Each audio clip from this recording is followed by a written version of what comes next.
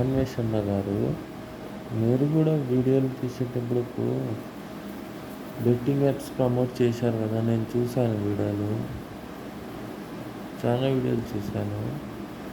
సరే, ఇప్పుడు betting apps promote చేశారు కదా, కాదనట్లేదు. ప్రమోట్ చేసిన వాళ్ళని పట్టుకునే బదులు ప్రమోట్ చేయించిన వాళ్ళని పట్టుకోవచ్చు కదా. ఆ యాప్ ఎవరైతే తయారు చేస్తున్నారో అతన్ని పట్టుకోవచ్చు కదా. యాప్ రిలీజ్ చేయడానికి ఇచ్చిన వాళ్ళ పర్మిషన్ ఇచ్చిన వాళ్ళని పట్టుకోవచ్చు కదా. మరి వాళ్ళకి ఎందుకు ఏం చేయలేకుంటున్నారు? వాళ్ళపైన పోరాటం చేయండి. ఇప్పుడు వైన్స్ ఉంది, వైన్స్ మందు అమ్ముతున్నారు కాబట్టి తాగుతున్నారు, అమ్మకపోతే తాగరు కదా. యూత్ చెడిపోతుంది. మందు వల్ల కూడా యూత్ చెడిపోతుంది.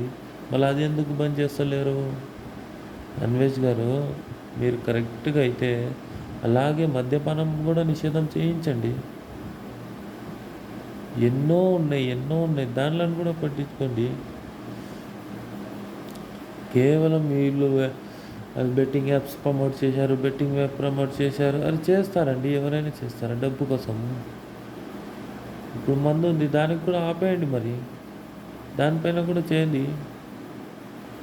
దానికి ఏం చేయలేరు. ఆ బెట్టింగ్ యాప్స్ ఎవరైతే చేశారో వాళ్ళకు పట్టుకోలేరు.